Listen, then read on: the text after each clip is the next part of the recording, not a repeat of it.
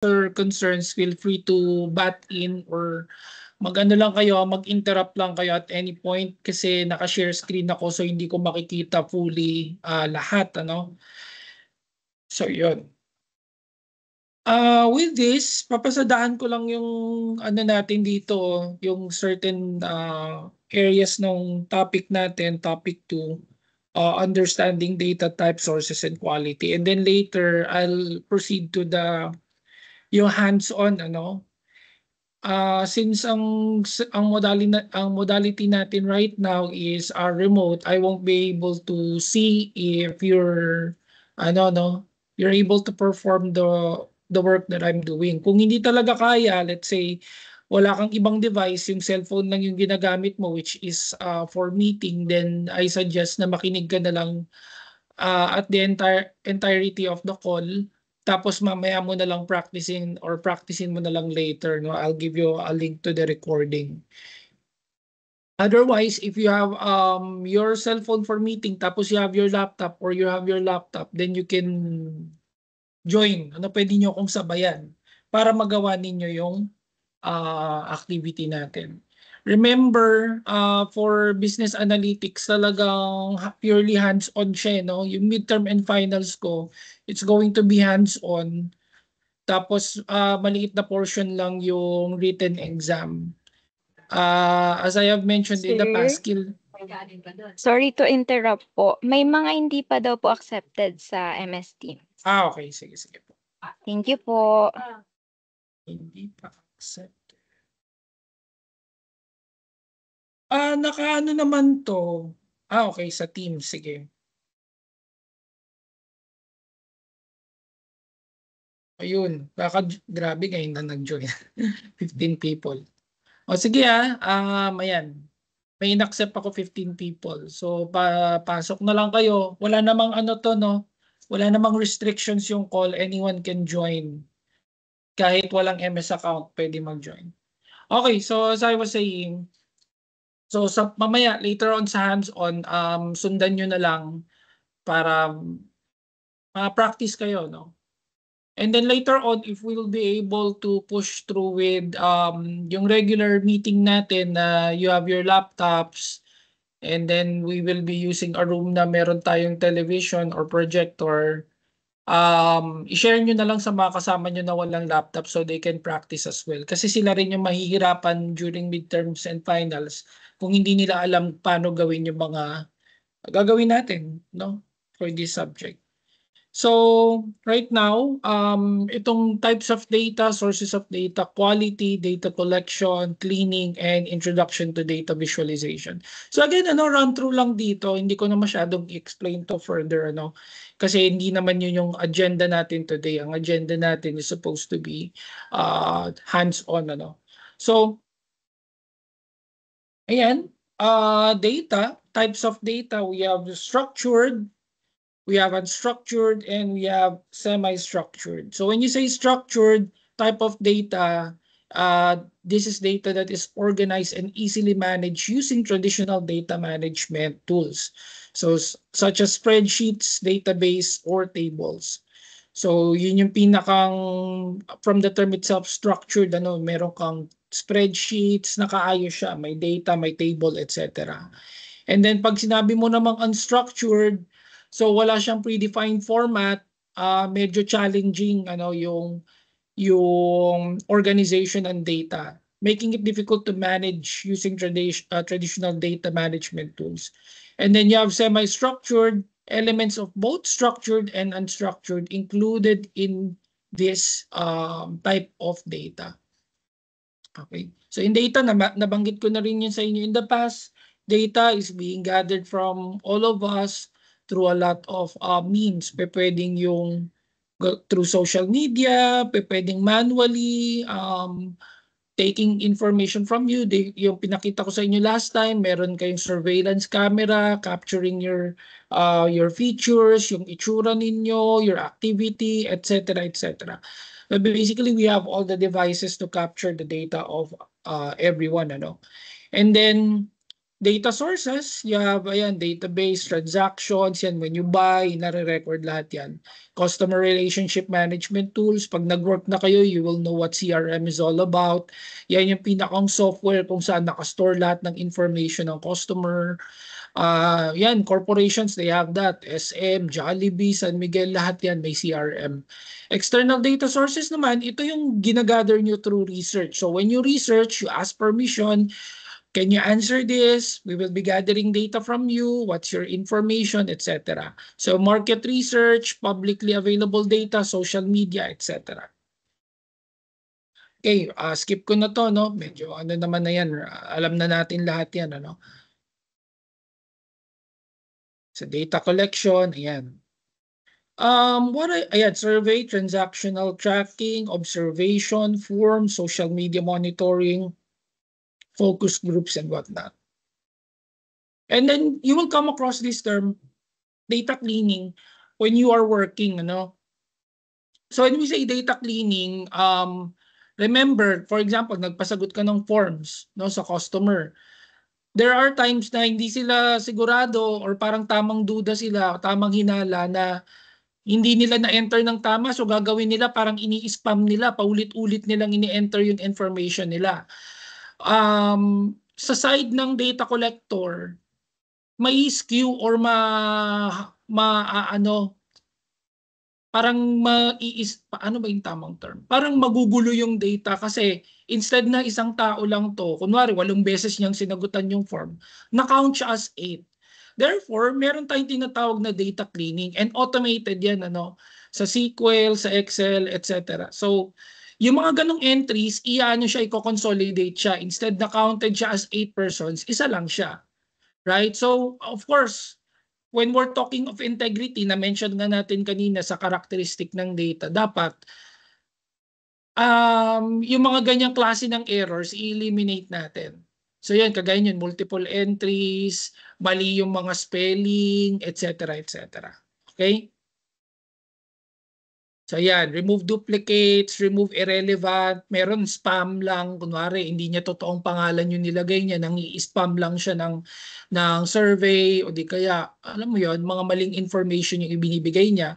So magugulo yung iyong research or magugulo yung intent ng data collection mo, no? So you detect outliers, ayan, clear formatting, convert data type, fix errors, mga misspelling, etc., etc. And then when you talk of data visualization, as I mentioned in the past, pagka data black and white, medyo hindi ma-appreciate ng tao yan. For example, meron kang, if you would remember in security analysis, di ba meron tayong data ng, kuwari San Miguel Corporation or SM Corporation, andyan black and white yung numbers. Pero mas may naintindihan mo siya nung sa dulong column merong charts. Merong spark lines. Mamaya papakita ko sa inyo paano ba ginagawa yung spark lines. So kita mo kaagad, without looking at all the columns per year, alam mo kaagad na merong problem. Paano mo nasabi yun? Because of the chart, right? Kita mo kaagad whether downward siya or upward, etc. etc. So that's what visualization is all about. So ang pinakang gist nito, what I would like to emphasize in data visualization, some of you may know, some of you may not, hindi yan bara-bara or kung ano lang trip mo. No? For example, wala lang, trip ko lang pie chart o di kaya trip ko column chart, ganon. Hindi ganon yun, class. Ang chart, may mga specific uses yan. I'll show you later dun sa Excel. Okay? But just to give you an idea, for example, line. Kailan mo gagamitin yung line? Maganda gamitin ng line when you are showing data across time. Line at saka column. Yan. Kaya makikita nyo, for example, from 2020 to 2027, pababa. So yan, maganda gamitin dyan. Line chart, column chart. Okay? So you can see the progression, whether it's upward, whether it's downward, whether it's stagnant. Okay? Pie chart, kailan maganda gamitin yan? Gagamit ka ng pie chart if your data represents 100%. Okay? Kaya nga pie 100% siya. So, clearly, pagkakita mo kagad sa pie chart, alam mo kung, ayan, 33%, ano ba yan? Surfing or going to the beach rather. O alam mo kaagad, you can conclude, mga tao pala, majority gusto pag summer magpunta sa beach. Hindi mo pa nakikita yung number, nakita mo lang yung pie. Right? So again examples lang yun ng data visualization at yung gamit nila. Okay? Was that clear? I hope it is. Confirm ko lang if you're still with me. Diyan pa ba kayo? Ayan. Yes Okay. po. Okay, thank you so much. So let me share Excel, so yan. Remember, dito sa syllabus natin, ang topic number 2 is understanding data, data collection, cleaning, data visualization, and intro to tools such as Excel, Tableau, and Power BI. So Excel ang una nating tool na pag-aaralan. Later on, if kaya natin, based from conversations with Glay and Baby kanina, parang hindi lahat may laptop. So yun pa lang, challenge na kagad yun. Wala tayong laboratory. So again, we have to make use out of what we have.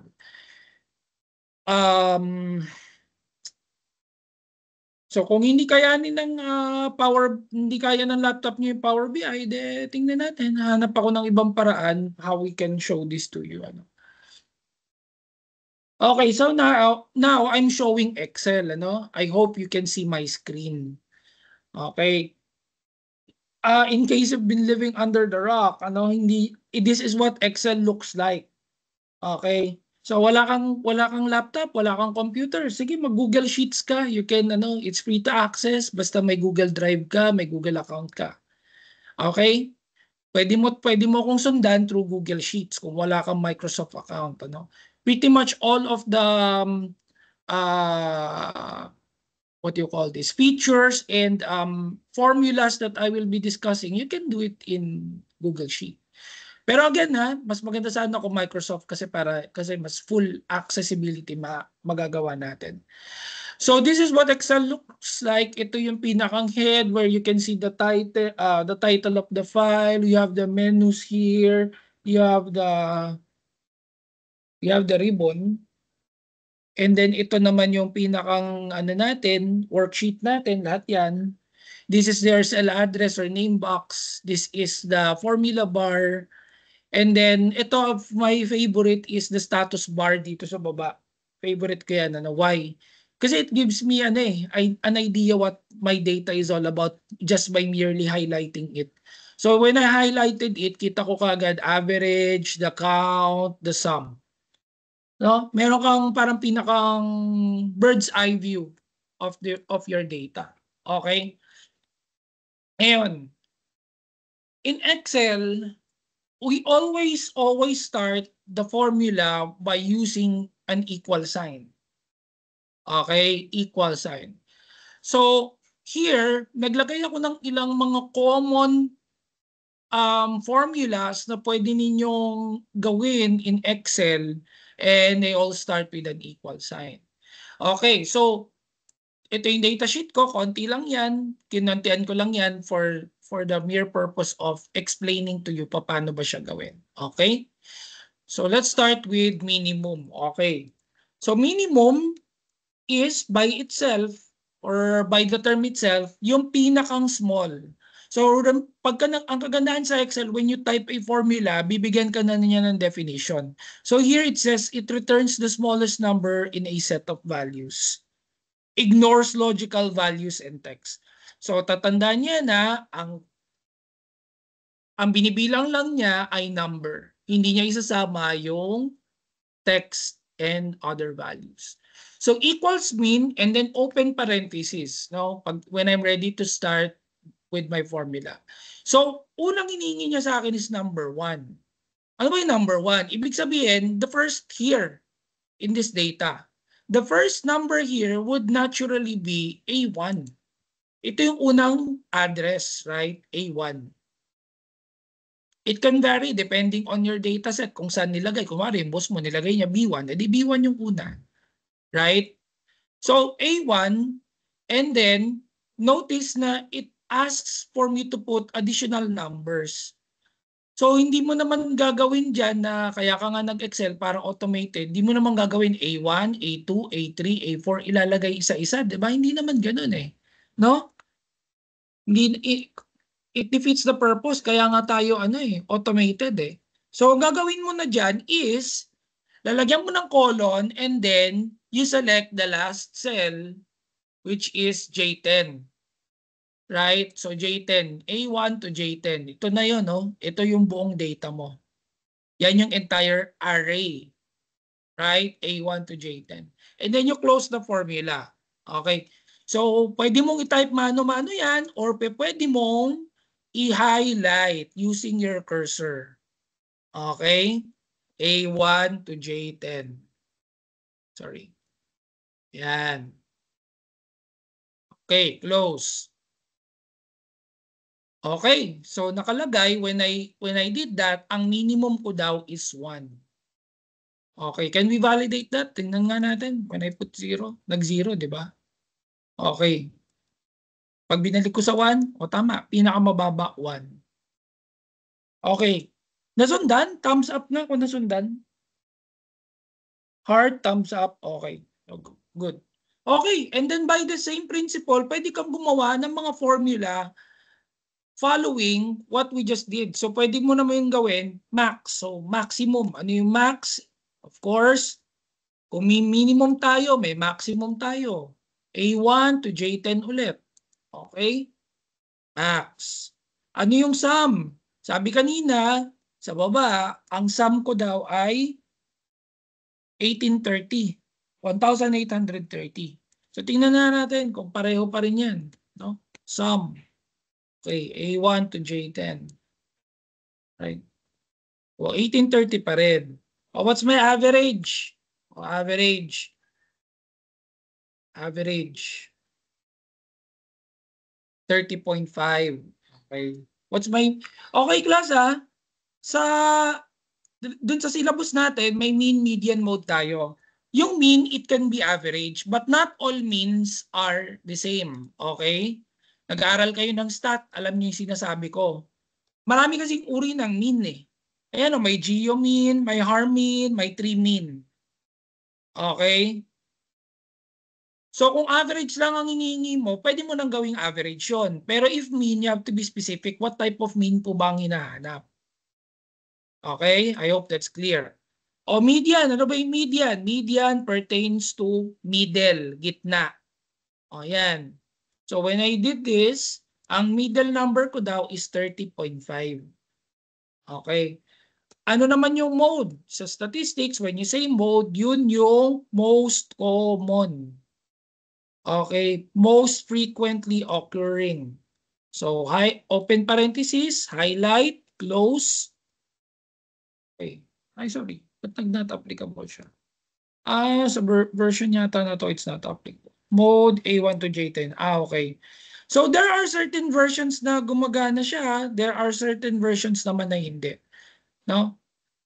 We can try. Kayo, pwede nyo subukan if it works with you. Subukan ko na ganito. If it's going to give me mode. O, hindi talaga eh. It's not applicable for me. Pero pag ginawa mo yan sa Google Sheet, gagana pa rin yan. Okay? So it might be, ayan, it's not, yung version na to does not support that formula or function. Okay? Pero sa inyo, kayo, pwede niyo siyang gawin. Ha? Kasi this is an older version. Ano? Pero sige, pakita ko sa inyo yung mas bago ko para lang alam niyo na gumagana talaga siya. Let's work on basic commands. Okay. Share ko itong tab na to. Just give me a second.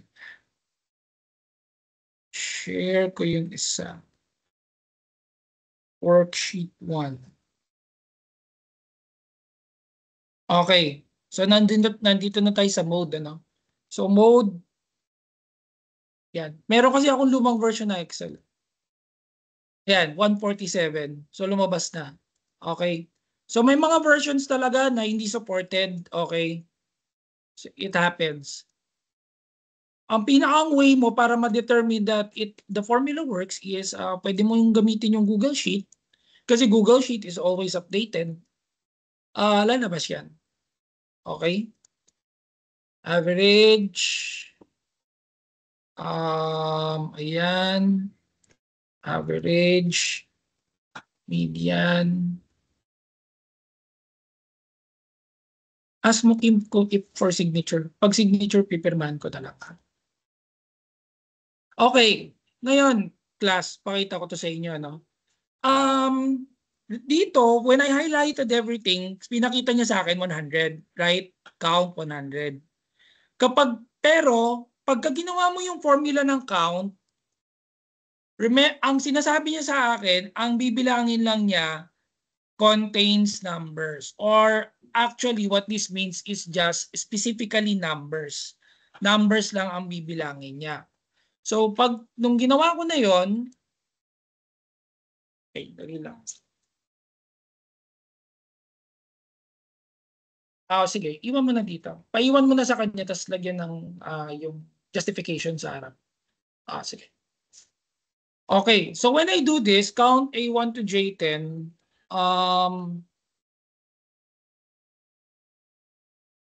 notice na ang lumabas sa akin 60. Bakit? Kasi hindi nga niya binilang yung alphanumeric. May alphabet at merong numbers. Ang binilang lang niya ay ito. Ayan o, 60. Count 60. Puro numbers lang. Nai-gets niyo? Thumbs up naman. Thumbs up na lang. Okay. Sige, if nag-gets. Okay. So, siguro, kung gusto mo sir, gusto ko malaman yung walang bakante na cell. Ang gagamitin mo doon, counta. Counta pertains to data that, array na merong cells that are not empty. Okay, so when I use counta, ang gagawin niya, bibilangin niya lahat ng cells na hindi bakante. Kaya nag-100 siya. So alphanumeric yan, no? May alphabet. Okay? So notice dito kapag itong 193, kunwari ginawa kong AAA yan, dapat magbago yung count ko. Naging 59. Okay? Kung nakita ninyo, no? Umalis na ako. Sige. Diyan na lang sa takpan mo na lang. Okay. Now, let me introduce you to if. Okay? Count if. Yung if, meron pa tayong separate niyan. Ano?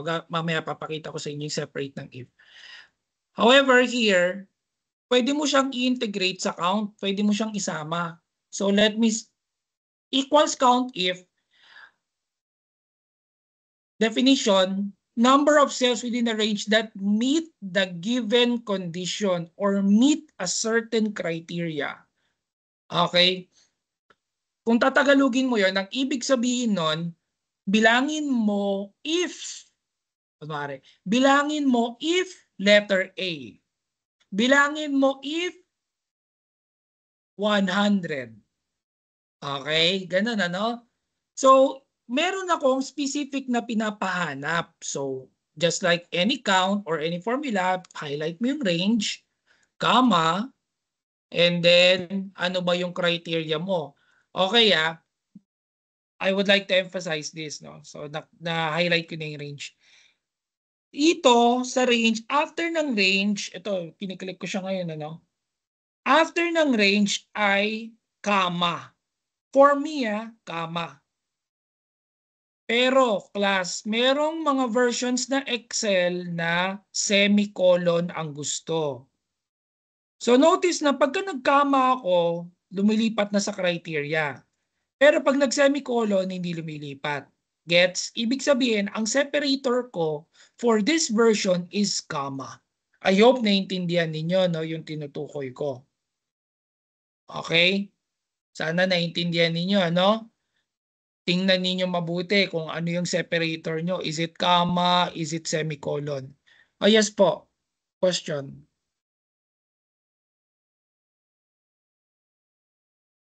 Ay, nag-raise hand ka. Baby, may question? Sir, may dalawa pa daw pong hindi pa po na-accept. Sige. Sorry po. Okay lang. It's okay.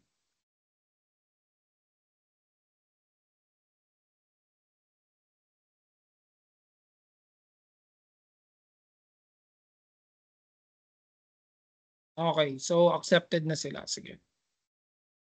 Okay, so ayan again, the separator here for me is comma.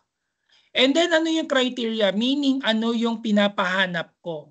So sabi ko nga, if it meets a certain criteria. So kunwari pinapahanap ko letter A. Yan, A. So notice nang ginawa ko, pinaloob ko siya sa open and close quote. Okay? Ano yan case sensitive. So kailangan kung maliit yung A mo, maliit ang hanapin niya. Kung malaki, malaki ang hanapin niya. Okay? So close. So judging by this, tingnan mo ilan ba ang A dito? So pwede mong sabihin sa akin, sir, 1, 2, 3, 4, 5, 6, 7, 8, hanggang madami, di ba? Pero pagka ginawa ko yan, ang binibigay niya sa akin ay 1 lang. Bakit? Kasi nga, specific po ang count if. So kunwari ganito gagawin ko. Gagawin ko tong AA. No? Tapos babaguhin ko to count if AA. 2 ang sabi niya. 2 yung AA. Yan, ano? Naintindihan? Okay. A kayo kung naintindihan nyo. No? Okay, so yan I hope naintindihan niyo siya. So, again, yun yung beauty ng count if pag may specific ka na pinapahanap, pwede niyang gawin yan. Okay. And then one more thing in this basic formulas, we have transpose. No? Ang transpose, what it does is, kumare, ito, in-highlight ko, this is vertical, right? Gagawin niyang horizontal. Okay? So yung transpose na yan, really helpful. No? Kunwari, nag-gather ka ng data, naka-horizontal yung capture ng data mo sa Google Sheet. Pinapaayos sa'yo ng boss mo, hindi, gawin mo vertical. O transpose lang katapat niyan. Ano? So ita-transpose ko to, ayan. Okay, so notice na when I hit transpose, ayan, nag-vertical na siya. Okay? I hope that's clear. Right, sana naintindihan ninyo, no? Okay, let me now go to NPV and if. Okay, NPV and if.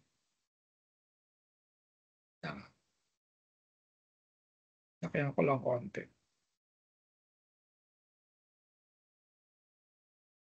Okay. Now for this, what I would like to emphasize is yung deconstruction ng formula, no? Okay. Kayo, FM kayo, alam nyo kung anong ibig sabihin ng net present value, tama ba? Pinag-aralan yan sa ibang subjects Right? So when you say net present value, it pertains to rate multiplied by cost multiplied by sales over time.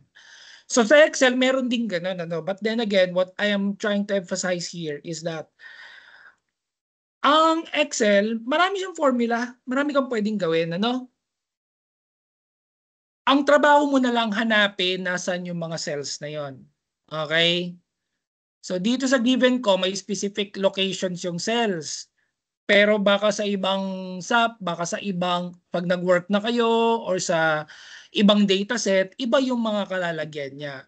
But here, net present value of an investment based on a discount rate, series of future payments, and income. So gagawin ko, net present value, i-highlight ko yung rate, this is the rate, and then comma, fixed cost, kasi rate times cost So after cost, and then present value yung yan, sales over time. So yan. Okay. So ang net present value ko daw is 60,170.69. So again, pwedeng mag-iba-iba ng locations yan depending on the given. But what I'm trying to say is that in Excel, lahat halos ng financial management, concepts, computations, and whatnot, pwede mong gawin yan. Bukod sa binanggit ko sa inyo, in security analysis, na napakarami namang calculators online, Marami namang calculators online. Pero syempre, pagka nag-work ka na, meron kayong Excel worksheet, Hindi mo pwedeng pakita sa boss mo na nakahiwalay yung calculator mo. Ang gagawin mo, i-integrate mo yung calculator mo sa Excel. Gets ba? Nakukuha nyo ba yung pinapoint out ko? Okay. So kayo na bahalang gumawa nun, ano, pagka nagtrabaho na kayo. Okay? But the foundation is there, the concept is there. Okay? Next, if function. Sabi ko sa inyo kanina, if, very powerful tool yan. When I started working, and even now as a teacher, gamit na gamit ko yung if function na yan. Ano? So what is if? If checks whether a condition is met. Kung na-meet ba yung condition, it will return a true value. Kung na-meet yung condition, it will return a true value, and kung hindi naman, it will return false. Anong ibig sabihin ng pinagsasabi mo, sir? Okay. Remember, ang dataset ko ay grades ng mga bata. At gusto ko siyang lagyan ng if function. Gagamitan ko siya ng if para malaman ko whether yung grades nila ay pasado or bagsak. Okay? So gagamitan ko siya ng if. If, open parenthesis, logical test. Ano sa tingin ninyo ang kailangan kong basihan dito whether bagsak or pasado ang estudyante? Anybody can answer? Well, hindi na kailangan mag-raise hand, pwedeng mag-unmute.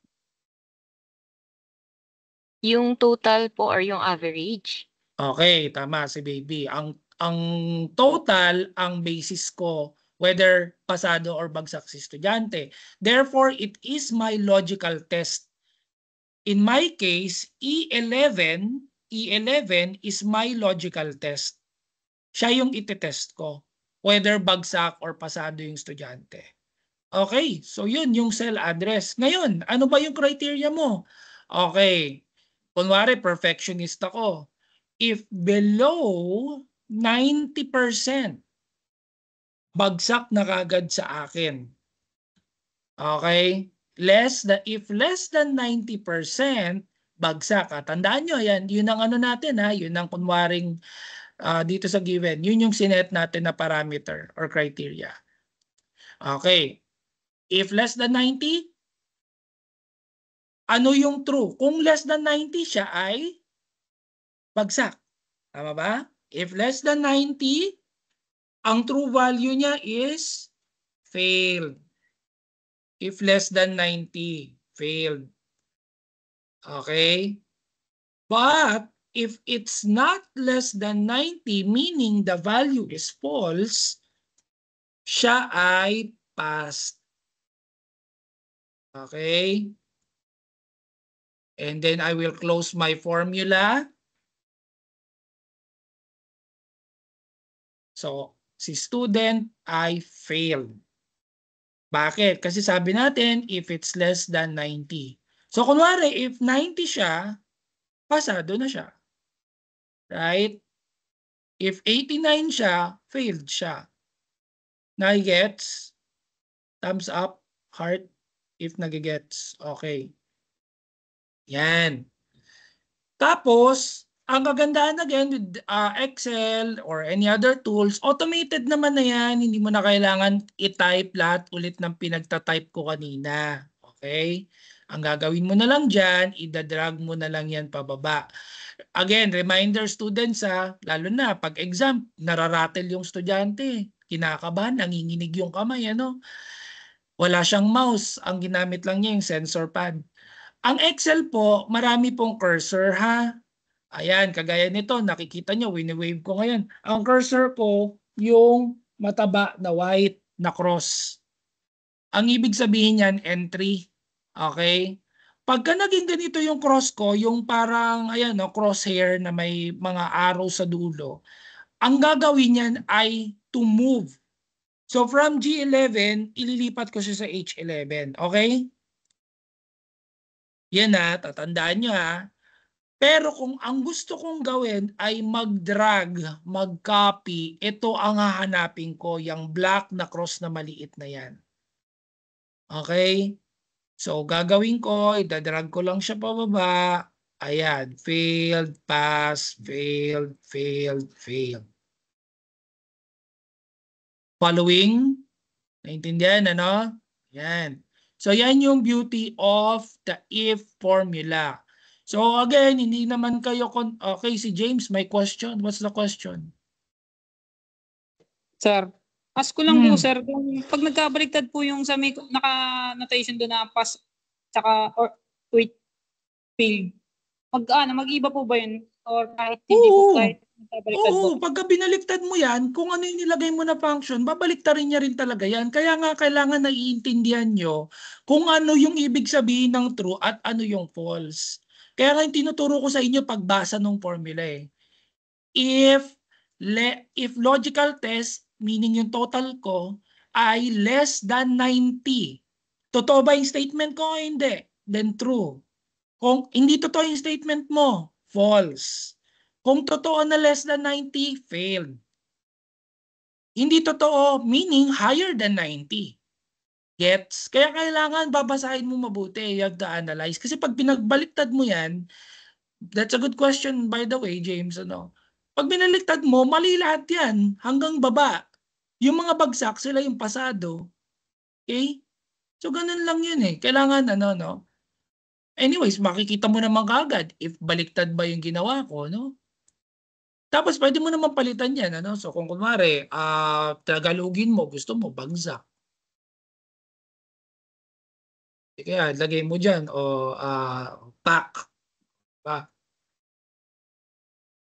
So mapapalitan din lahat yan. Okay? So ganun, ano?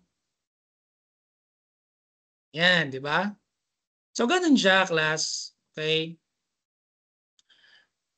Tapos, one more thing. Kanina, I'm talking about data visualization. Ano? One of the simplest data visualizations that you can do is conditional formatting.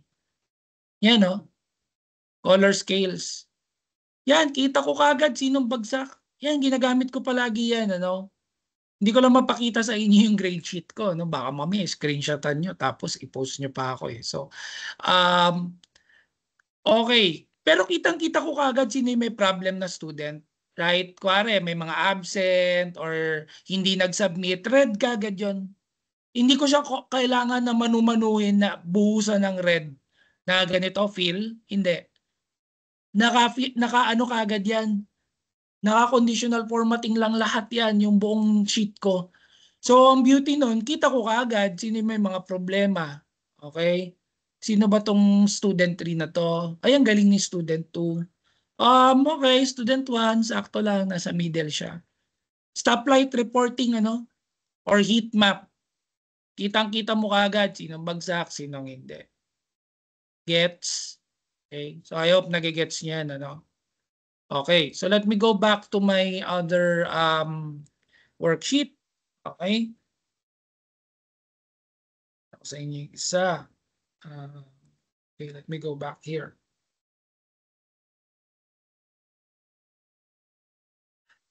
Yung charts, hindi naman nabago sa inyo yan. Ano, class? Palagi naman ninyong ginagamit yan. You have reached third year in BSU.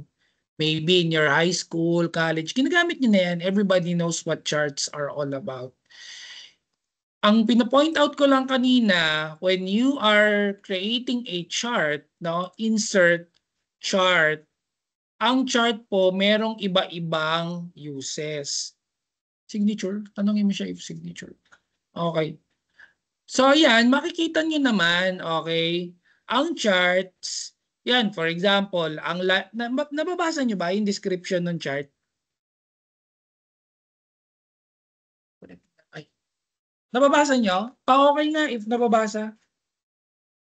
Yan, okay.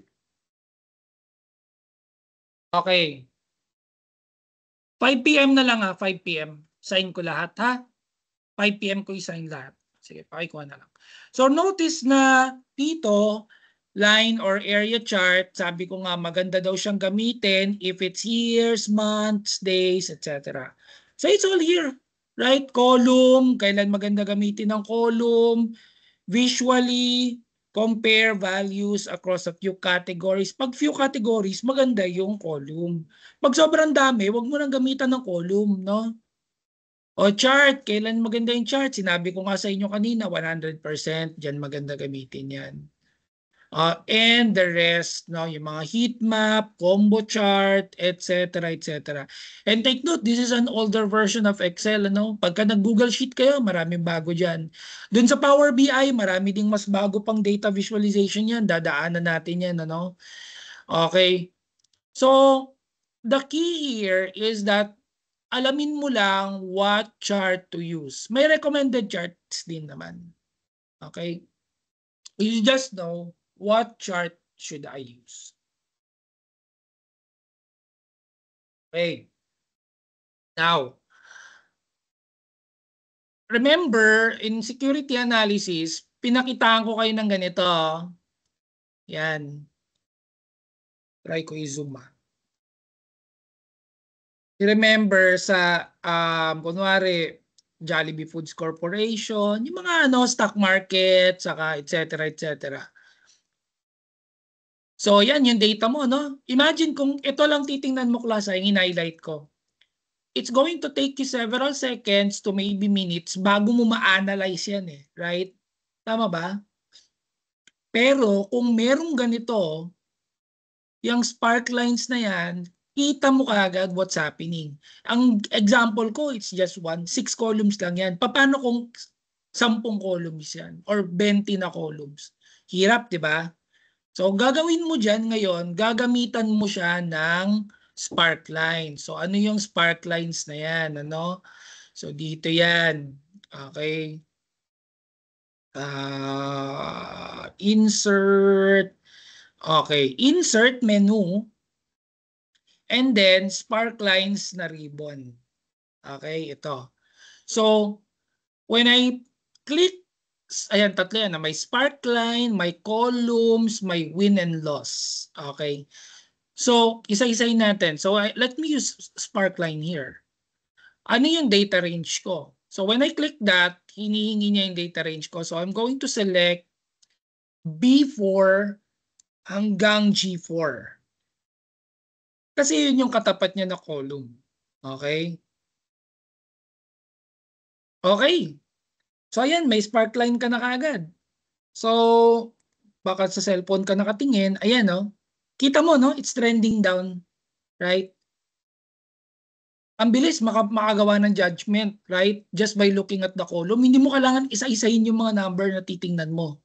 Black and white, right? Tapos yung spark line na yan, pwede mo rin naman yan i-customize, no?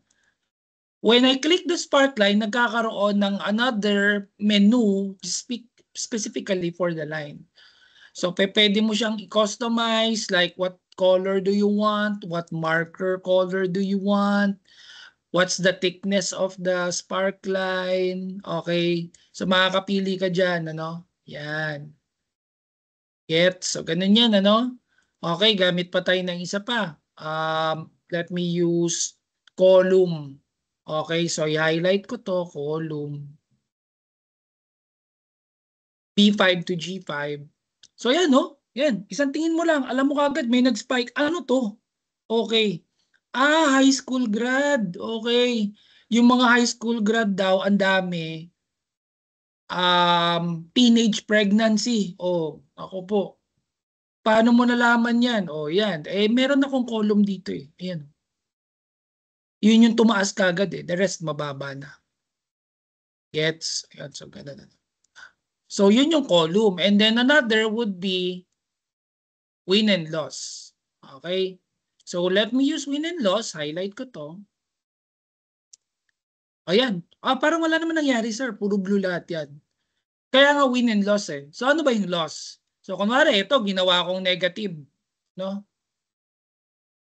Ayan, nag-red na yung isa. Nakikita niyo ba? So, yan yung loss eh. No? Okay? So, ganun. So, that's the beauty of spark lines. No? Kitang-kita mo kagad what's happening. Hindi mo na kailangan, dun ka lang titingin sa dulo. No? Or in your case, maganda gawin mo sa harap mo kagad siya ilagay.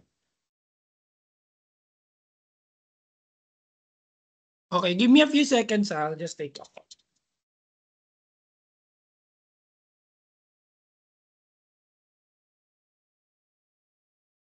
Okay, sorry about that. Meron lang call from sa main. Okay, so tapos na tayo dito sa charts So ayan. Now let's go to objects. Ito very simple naman 'yan, mga ano lang 'yan.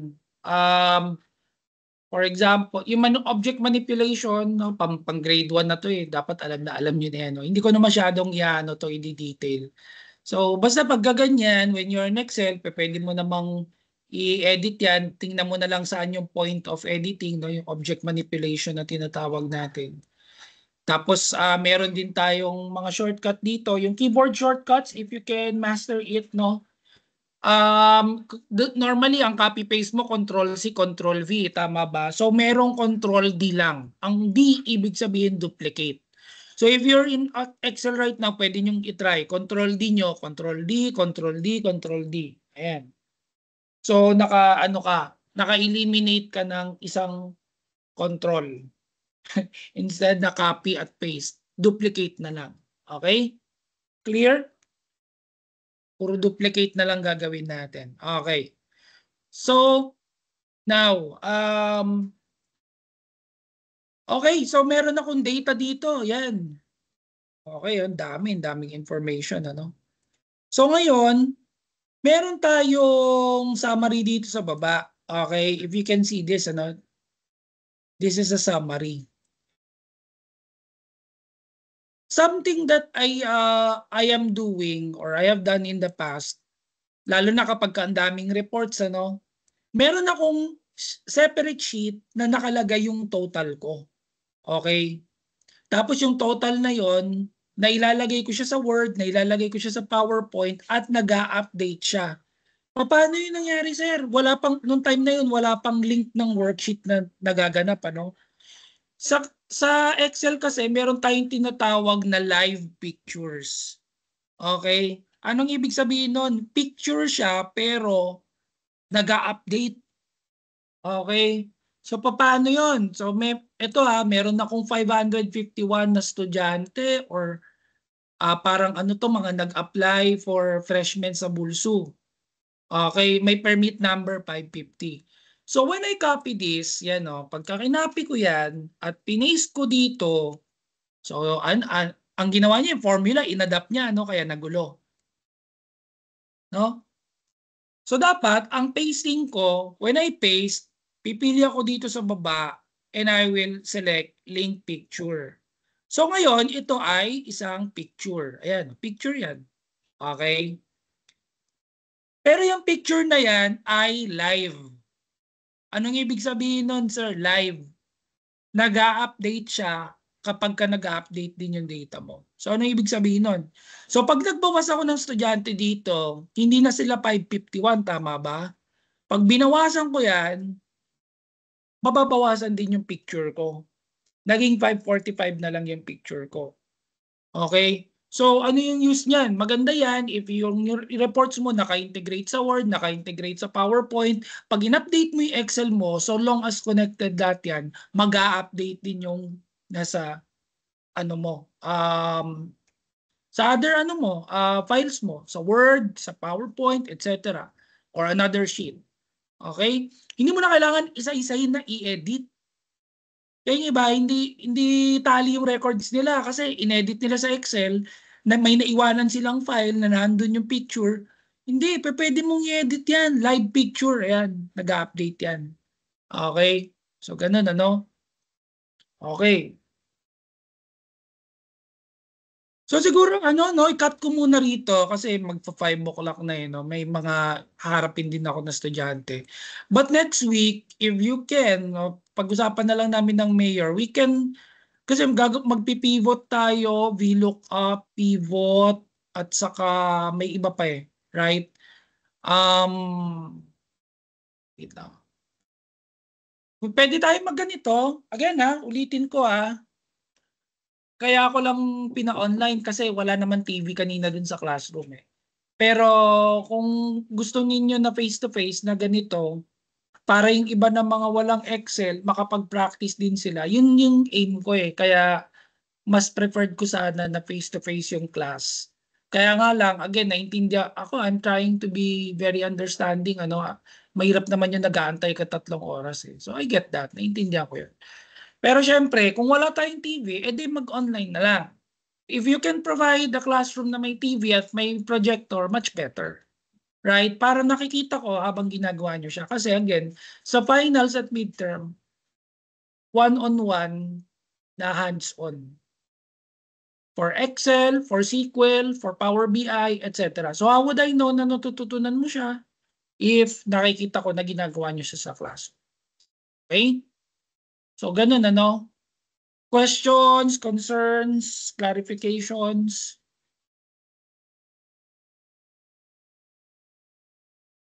Wala? Okay, attendance. Attendance.